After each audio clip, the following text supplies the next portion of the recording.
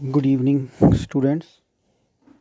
I am your teacher from Guru Ramdas College of Pharmacy, Malout. हमारा जो आज का सब्जेक्ट है वो है hospital and clinical pharmacy, D pharmacy second year students के लिए। हमारा जो आज का नया टॉपिक है, नया चैप्टर है, वो है drug information services and drug information bulletin. तो चलिए शुरू करते हैं। इंट्रोडक्शन की बात करें तो ये क्या है कि the responsibility of a pharmacist is to provide information about the drugs. कि जो फार्मासिस्ट की रिस्पॉन्सिबिलिटी है वो अपने हॉस्पिटल के अंदर हॉस्पिटल स्टाफ को नई नई मेडिसिन के बारे में जागरूक करवाए। This is possible when pharmacist can remain in daily touch with the medical services representative और वेरियस ड्रग मैन्युफैक्चरर्स। ये तभी पॉसिबल हो सकता है जब वो फार्मासिस्ट जो मेडिकल रिप्रेजेंटेटिव होते हैं, एमआर होते हैं, किसी भी कंपनी के द्वारा भेजे गए जो एजेंट्स हैं उनके साथ टच में रहे, उनके साथ कांटेक्ट में है, जो जहाँ कोई कंपनी के साथ कांटेक्ट में रहे कि क्या कौन से नए प्रोडक्ट बन रहे हैं। Large hospital have developed and started a new vision of the department of pharmacy refer to as a drug information center. जितने भी बड़े हॉस्पिटल हैं उन्होंने एक ड्रग इंफॉर्मेशन सेंटर बना रखा है अपने अपने फार्मेसी के डिपार्टमेंट में। This new concept in hospital pharmacy operation is usually located in a separate section of pharmacy containing large number of reference book, journal, reprints and brochures। वहाँ पे उन्होंने लार्ज क्वांटिटी में एक सेक्शन बनाया हुआ है जिसके अंदर लार्ज क्वांटिटी में बुक्स, जर्नल, रीप्रिंट्स और ब्रोशर्स अवेलेबल रहते हैं, जिसमें हर कोई नई मेडिकामेंट की इंफॉर्मेशन रहती है। डेफिनेशन की बात करें तो ड्रग इंफॉर्मेशन सर्विस और drug information center is an attempt to document drug by abstracting information about them, for which a proper indexing and storage of system is necessary. There are three different sources of information।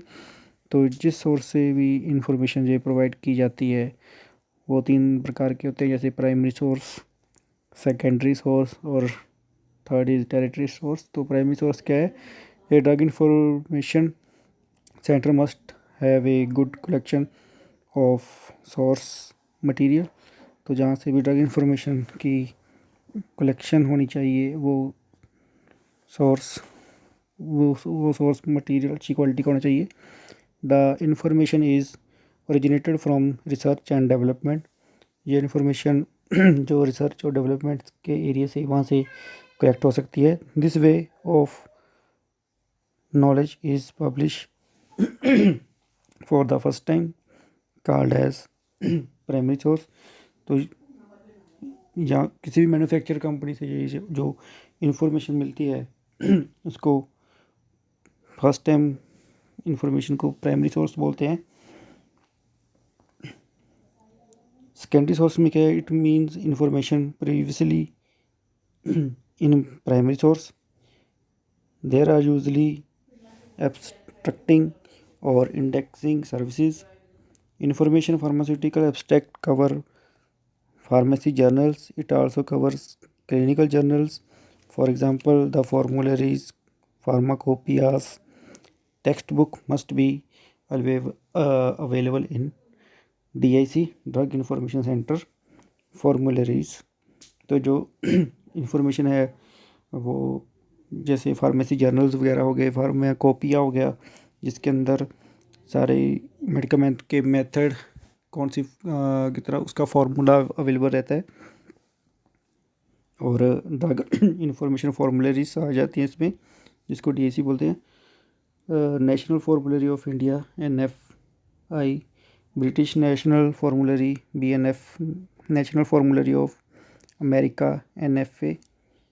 तो pharmacopoeia में 5 pharmacopoeia, जैसे Indian pharmacopoeia है, British pharmacopoeia है, European pharmacopoeia, German and United state pharmacopoeia. ये source है information के। Journal periodicals and text books हैं, जैसे American journal of hospital pharmacy है, ब्रिटिश मेडिकल जर्नल है, Indian journal of medical research है, मेडिकल जर्नल ऑफ फार्मेसी है, pharma limes है, eastern pharmacy, material Medica,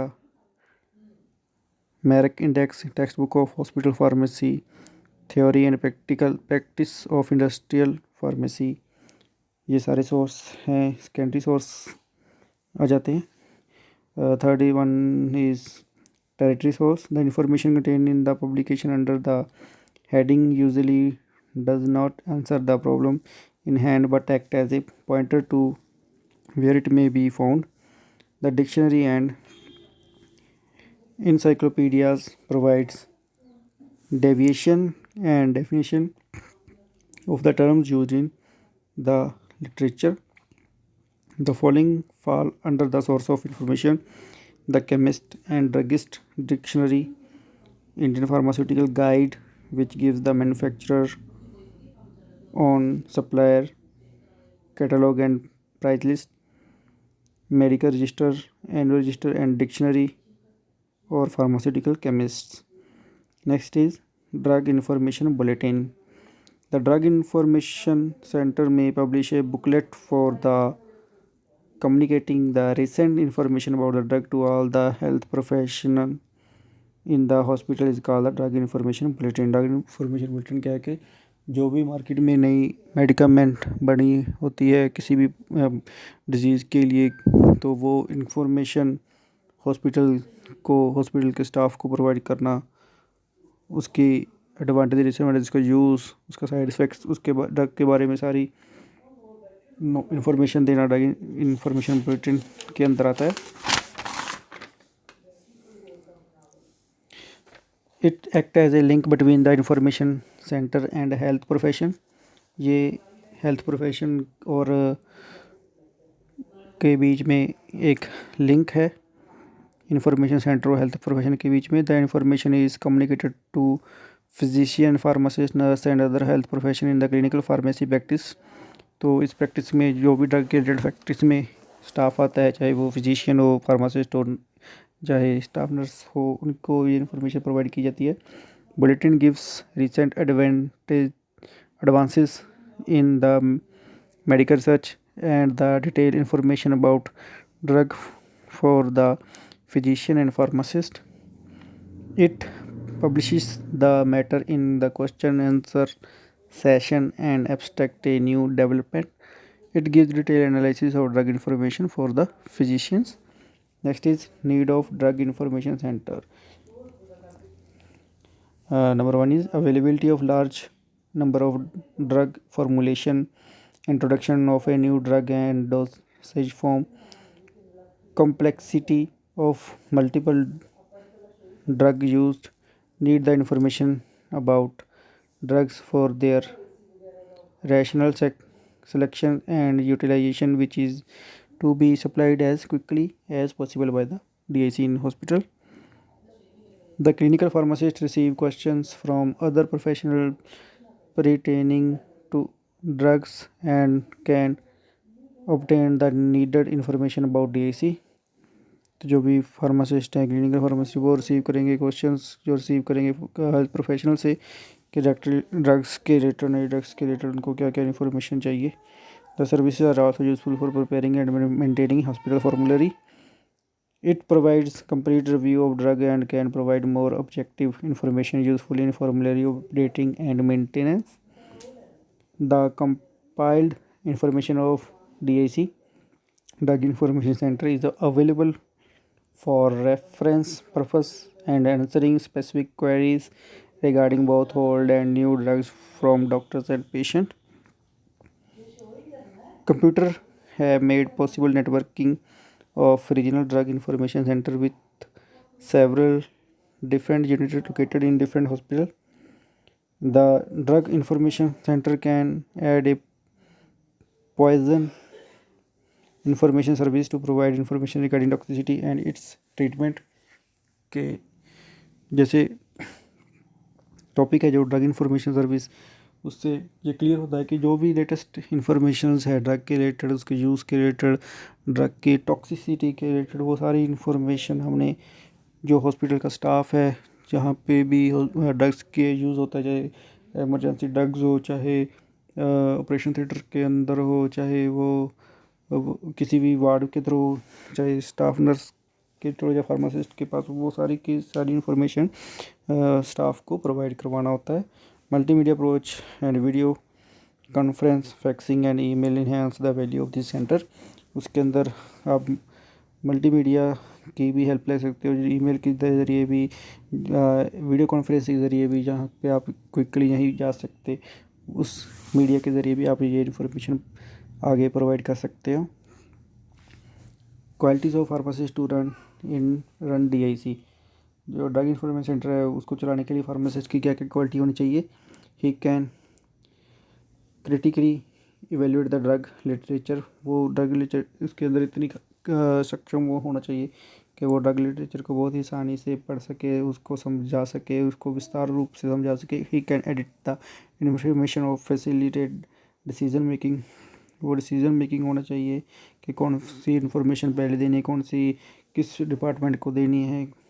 his communication skill should be better.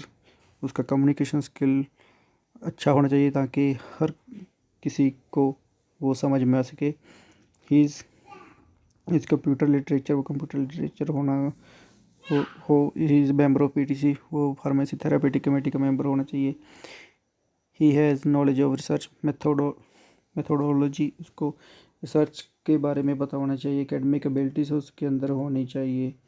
उसको laboratories facilities उसके अंदर होनी चाहिए। लाइब्रेरी की सर्विसेज के बारे में उसको पता होना चाहिए कि उसको जो जर्नल्स का रिकॉर्ड कैसे रखना है, कौन से जर्नल लेटेस्ट मार्केट में अवेलेबल है, जिसके अंदर लेटेस्ट इन्फॉर्मेशन रहती है। उसके अंदर कैपेसिटी होनी चाहिए एजुकेशन के, वो हेल्थ प्रोफेशन को एजुकेट कर सके।